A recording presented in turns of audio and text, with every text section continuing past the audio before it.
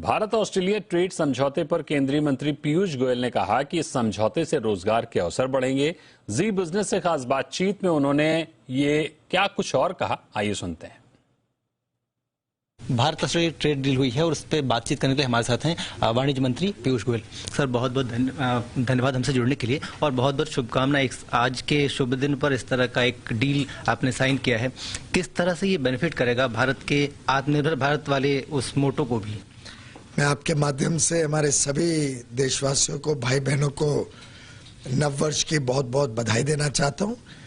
और आज ये जो नया economic cooperation and trade agreement India और ऑस्ट्रेलिया के बीच में हुआ है, इंडस एकता, ये अपने आप में एक मिसाल है कैसे दो देश जो एक दूसरे पे पूर्ण विश्वास करते हैं, जो दो देश जिनकी मित्रता चाहे वो हमारे नेताओं के स्तर पे हो, लोगों के स्तर पे हो, बहुत ही अटूट है।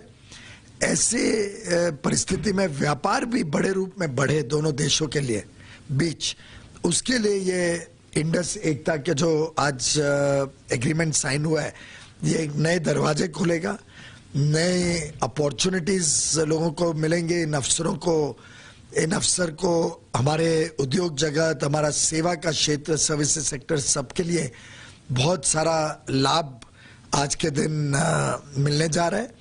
साथ ही साथ इससे लाखों हमारे युवा युवतियों को रोजगार के और नए काम करने के अवसर मिलेंगे।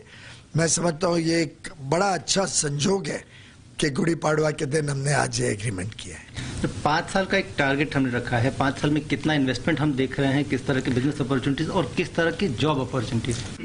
इन्वेस्टमेंट एग्रीमेंट तो आगे चल के चर्चा करनी बाकी है। आज जो एग्रीमेंट हुआ है उसमें इन्वेस्टमेंट कवर्ड नहीं होता है, लेकिन जब ट्रेड बढ़ता है तो स्वाभाविक रूप से इन्वेस्टमेंट भी आता है। और हमारा मानना है कि अगले 4-5 साल में जो आज का दो तरफा हमारा व्यापार है करीब करीब 2 लाख करोड़ का, ये कम से कम 3.5-4 लाख करोड़ हो जाएगा अगले 4-5 साल में। और उसके माध्यम से कम 10 लाख लोगों को भारत में नए रोजगार के अवसर मिलेंगे, काम के अवसर मिलेंगे।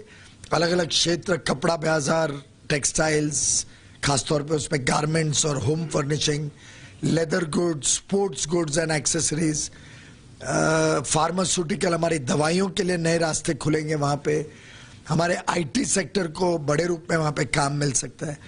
तो मेरा मानना है कि ये करार जो है ये एक प्रकार से संभावनाओं से भरा हुआ है और आगे चल के देश को बहुत लाभ देगा।